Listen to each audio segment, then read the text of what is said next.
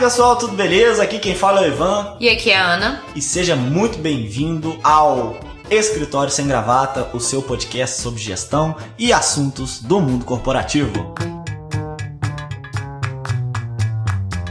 Chegamos ao nosso segundo episódio. Nesse segundo episódio a gente vai falar um pouquinho mais sobre o trabalho de sósia. O que é sósia, Ivan? Bom, o sósia é aquela pessoa que se assemelha fisicamente à outra, né? Muitas das vezes a ponto de ser confundido com aquela pessoa, porque é muito parecido fisicamente, é muito parecido na maneira de se vestir. Entendi, então ele pode se passar pela outra pessoa tranquilamente. É, justamente, mas aí como que a gente vai abordar isso dentro da análise ergonômica do trabalho? Você vai clonar o cara e colocar o outro lá. Pensando na análise ergonômica do trabalho, que é essa análise de implementação de soluções ergonômicas dentro do nosso ambiente de trabalho, a gente pode estar utilizando essa ferramenta de sósia como uma maneira de realmente sentir na pele aquilo que está acontecendo. Utilizando a abordagem das verbalizações e observações, a gente vai ao ambiente de trabalho. Tá, mas como que funciona isso? Quais tipos de sósia? Como que vai ser feito esse trabalho de sósia? Então, a gente tem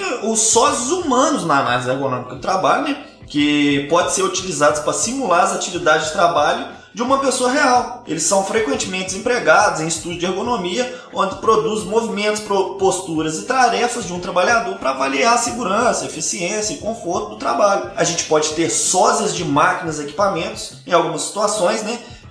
Máquinas e equipamentos são projetados para imitar os movimentos e ações de um operador humano. A gente tem os sósias virtuais e de simulação, são utilizados em setores como aviação e medicina, entre outros programas virtuais de treinamento que replicam cenários de trabalho real. A gente tem os sósias de treinamento pessoal, onde as empresas e organizações às vezes são usados funcionários sósias ou mentores que ajudam na integração e treinamento de novos funcionários. E os de teste e software, que na indústria são utilizados para criar cenários de teste que imitem a situação do mundo real. É igual aquele videozinho do acidente de carro, que eles colocam um boneco, etc e tal. Esse tipo de simulação. Voltando para a área da ergonomia, então, conta pra gente um pouquinho como que surgiu essa ideia de trabalho de sósia. Quem que teve essa ideia? Quem que pensou nisso? Bom, primeiro foi aplicado por um italiano, um médico psicólogo chamado Ivaro Odoni, lá em Turim, na Itália, numa fábrica da Fiat, que ele queria ver como os trabalhadores executavam a atividade.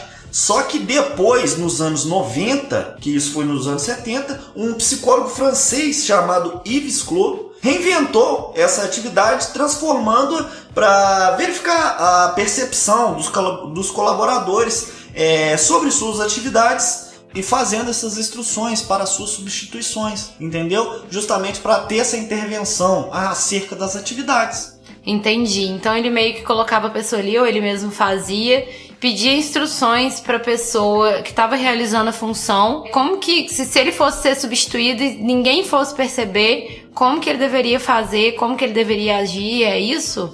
Justamente.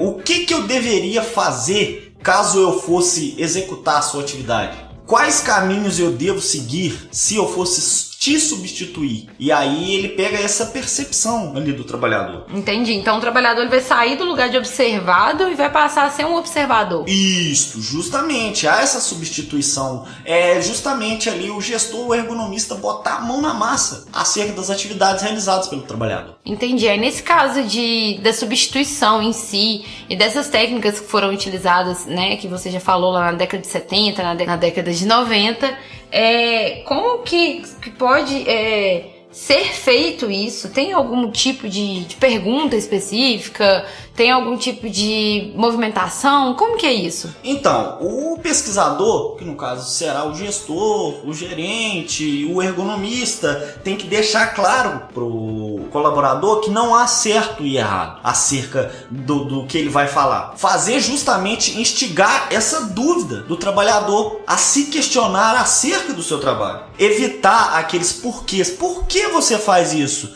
A gente vai substituir esse porquê por como você executa isso. E é importante, nesse momento, o gestor, o ergonomista, recusar esse lugar de expert na análise ergonômica. Então ele vai se passar pelo trabalhador naquele momento. Ele tem que agir como se ele não soubesse. Ele sabe o que está de errado, mas ele não pode intervir naquele momento porque não é o momento da intervenção. E aí, esse relato, o que ele vai fazer depois, ele vai fazer como? A gente pode estar separando isso em 4 níveis. Perguntar para o colaborador o que ele faz habitualmente, o que ele não faz habitualmente, o que não deveria fazer se for substituído. Então, naquele momento ali, o que eu não deveria fazer caso eu te substituísse? O que você deve fazer, mas não faz. É aquela questão do vou enrolar aqui um pouquinho, ninguém tá percebendo que eu não tô fazendo, nessa hora aí o trem vem confrontado, né? Justamente, ou mesmo situações de risco, acerca de máquinas, acerca de postura, acerca de hábitos que são realizados ali pelo colaborador durante a execução do trabalho e talvez não deveriam ser feitas. E o ergonomista, o gestor, ele vai substituir, colocar a mão na massa. Ele não vai fazer só o papel de verbalizar, de conversar, de observar. Não, ele vai realmente substituir o trabalhador ali naquele momento. E aí a gente tem que lembrar também que tem as questões legais e éticas, né? A gente vai trazer aí uma importância de garantir que o uso de sósias seja feito de uma maneira ética, sempre respeitando a privacidade dos trabalhadores. Essas questões legais e éticas, elas podem surgir se as informações obtidas com a ajuda de sósias não forem usadas de maneira apropriada. Foi o que a gente já comentou, que é a questão de prejudicar o trabalhador no trabalho. Então, a intenção do sósia é trazer observações para a análise ergonômica do trabalho, para o ergonomista, para melhorar aquelas condições, não para prejudicar o trabalhador. Isso, justamente. E seguindo aqueles passos do planejamento, da análise, da execução, da coleta de dados e das intervenções que serão feitas ali posteriormente. O trabalho de sósia é uma ferramenta importantíssima dentro da organização, que vai nos auxiliar na análise ergonômica do trabalho, pois o ergonomista vai estar realmente sentindo na pele aquilo que o trabalhador vivencia em seu dia a dia.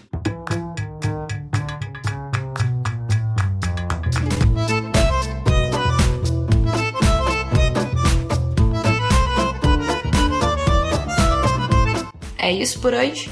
É isso por hoje. Bom, pessoal, a gente vai encerrando por aqui mais um episódio do Escritório Sem Gravata. Espero que vocês tenham gostado. Não esqueça de deixar seu like e nos seguir nas redes sociais. Até a próxima. Fui!